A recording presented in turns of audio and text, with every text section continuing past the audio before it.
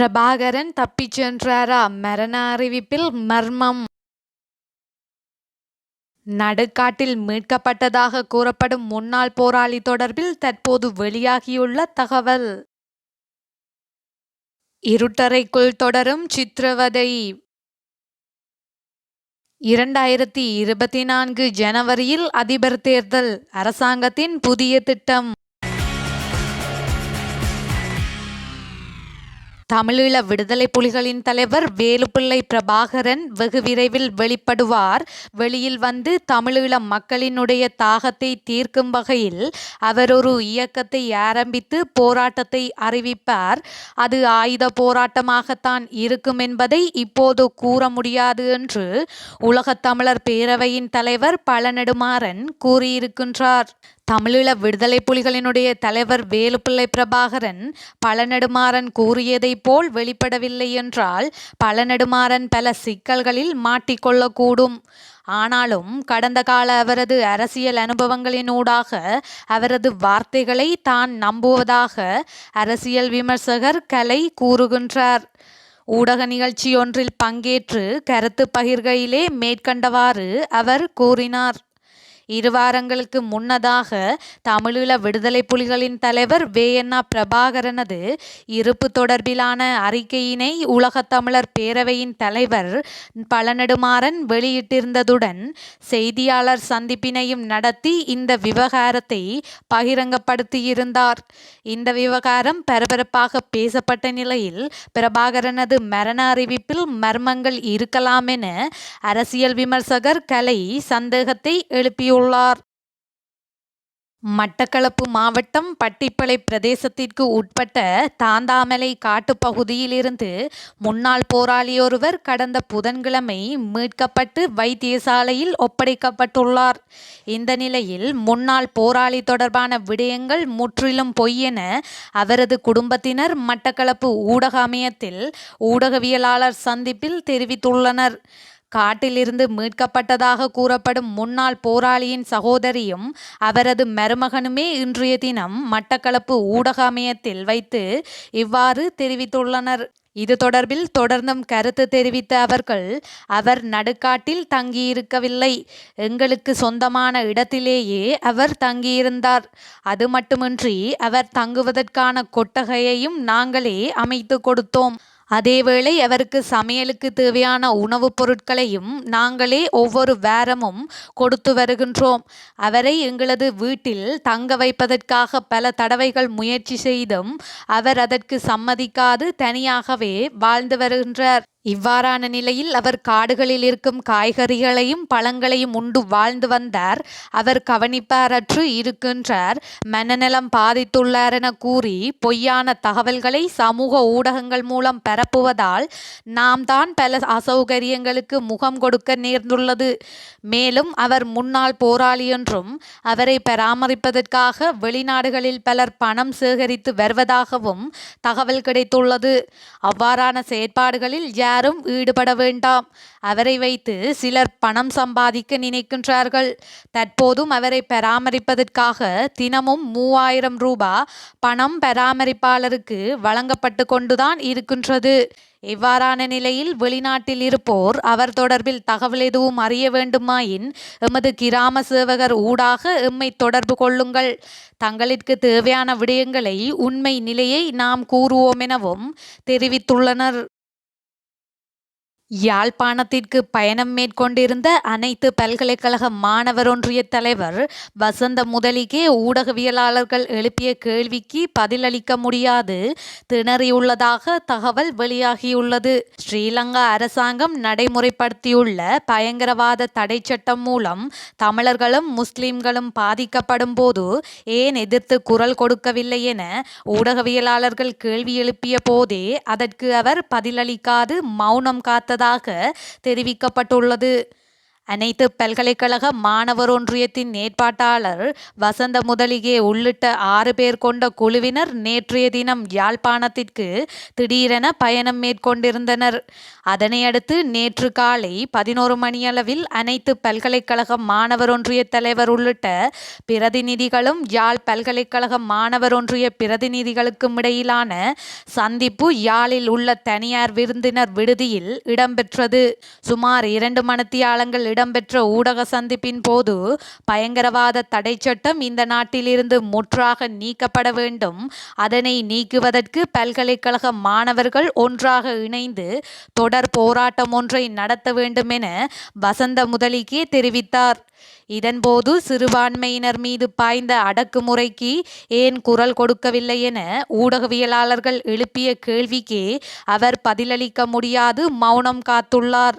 பயங்கரவாத தடை சட்டத்தின் கீழ் தமிழ் பல்கலைக்கழக மாணவர்கள், சிவில் செயற்பாட்டாளர்கள், மருத்துவர்கள் கைது செய்யப்பட்ட போது ஏன் மௌனம் காத்தீர்கள் எனவும், உயிர்த்த ஞாயிறு தாக்குதல் சம்பவத்துடன் பல முஸ்லிம்கள் பயங்கரவாத தடை சட்டத்தின் கீழ் கைது செய்யப்பட்ட போதும் அனைத்து பல்கலைக்கழக மாணவர் ஒன்றியம் ஏன் குரல் கொடுக்கவில்லை எனவும் கேள்வி எழுப்பப்பட்டது.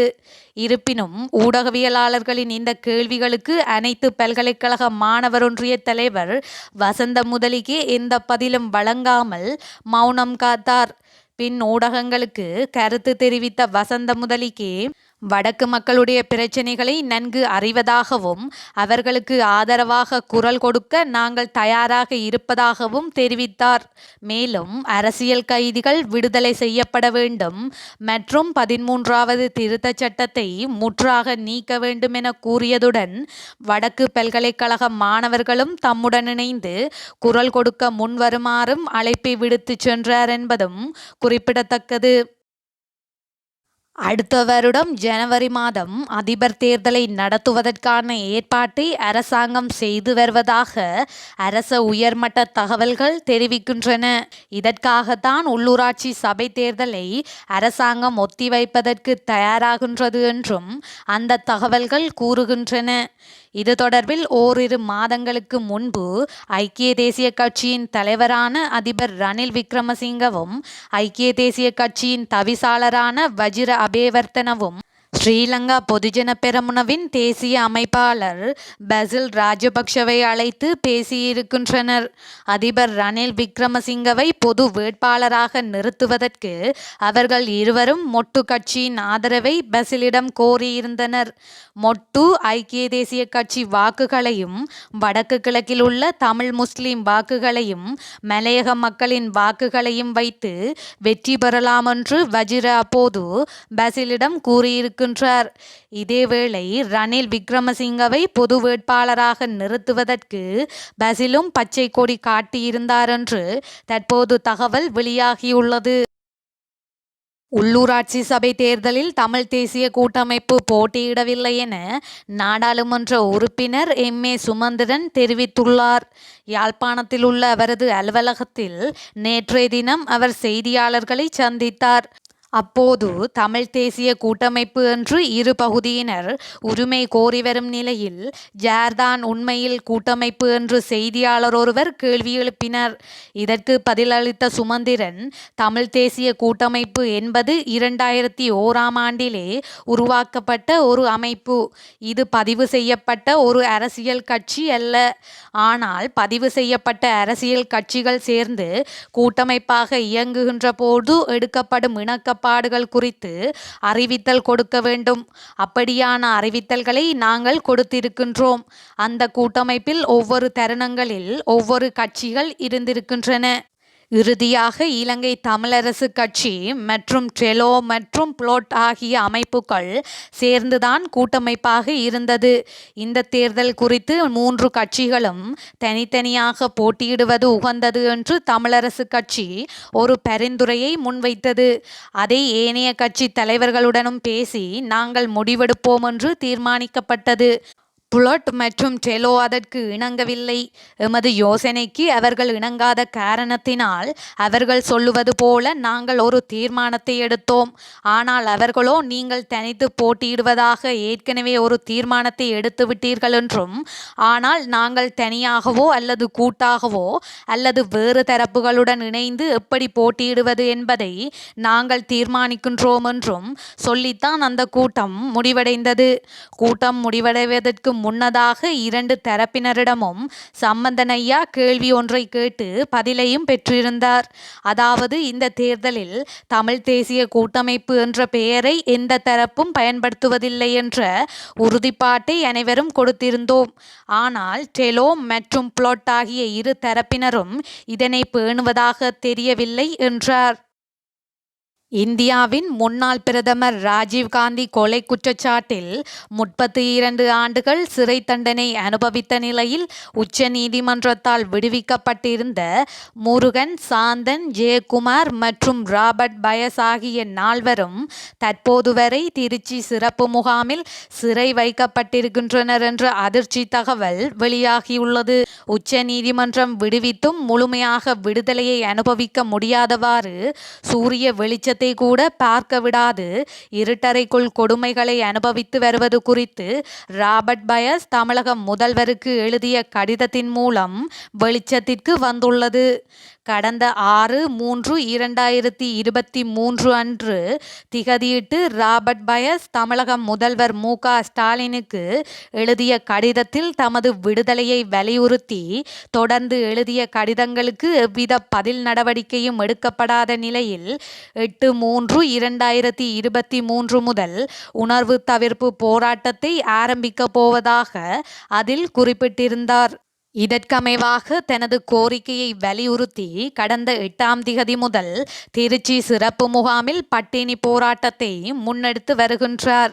தமிழக முதல்வர் மு.க. ஸ்டாலினுக்கு அனுப்பிய கடிதத்தில் மேலும் குறிப்பிடப்பட்டிருப்பதாவது: முன்னாள் பிரதமர் ராஜீவ்காந்தி கொலை வழக்கில் சிக்குண்டு 32 ஆண்டுகால கொடுஞ்சிறை வாசத்துக்கு பிறகு கடந்த 11/11/2022 அன்று உச்ச நீதிமன்றத்தால் 6 தமிழர்களும் விடுதலை செய்யப்பட்ட நிலையில் நான் உட்பட 4 பேர் திருச்சி சிறப்பு முகாமில் அடைக்கப்பட்டுள்ளதை தாங்கள் நன்றாக அறிவீர்கள்.